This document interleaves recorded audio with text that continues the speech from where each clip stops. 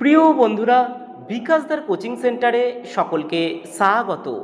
আজ আমি আমার এই ভিডিওর মাধ্যমে কলিকাতা বিশ্ববিদ্যালয়ের তৃতীয় সেমিস্টারের শিক্ষার্থীদের জন্য শিক্ষা বিজ্ঞান CC3 পেপারের সাজেশন নিয়ে আলোচনা করব। এই পেপারটি অনার্স এবং জেনারেল দুই ছাত্রছাত্রীদের ক্ষেত্রেই সেম হবে। এখানে তোমরা উত্তরের পিডিএফের প্রয়োজন হলে স্ক্রিনে দেওয়া নাম্বার 9007387901 হোয়াটসঅ্যাপের মাধ্যমে যোগাযোগ করতে পারবে। তোমাদের এখানে আমি 15টি মোট বড় প্রশ্ন দিয়েছি।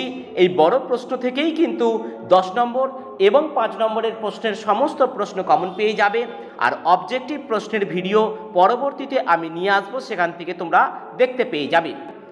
প্রথম প্রশ্ন, নির্দেশনা কাকে বলে? ইহার বৈশিষ্ট্য ও কাজগুলি লেখো। দ্বিতীয় প্রশ্ন, ব্যক্তিগত নির্দেশনা কাকে বলে? এর বৈশিষ্ট্য, সুবিধা ও অসুবিধাগুলি আলোচনা করো।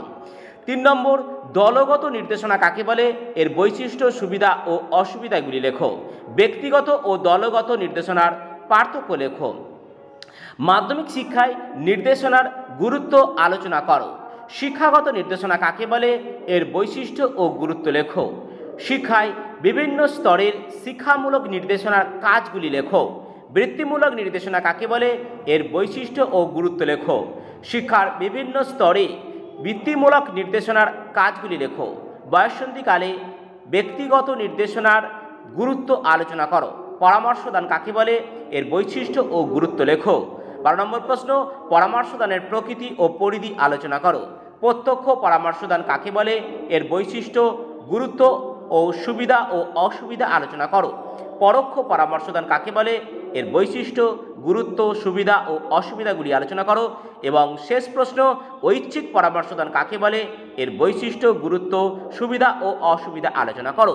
এই 15টি বড় প্রশ্ন করলে এখান থেকে 5টি 5 নম্বরের যে প্রশ্নের উত্তর করতে হয় 5 5 25, এবং তোমাদের যে 10 নম্বরের 3টি প্রশ্নের উত্তর করতে হয়, সমস্ত প্রশ্নই তোমরা এখান থেকে কমন পেয়ে যাবে।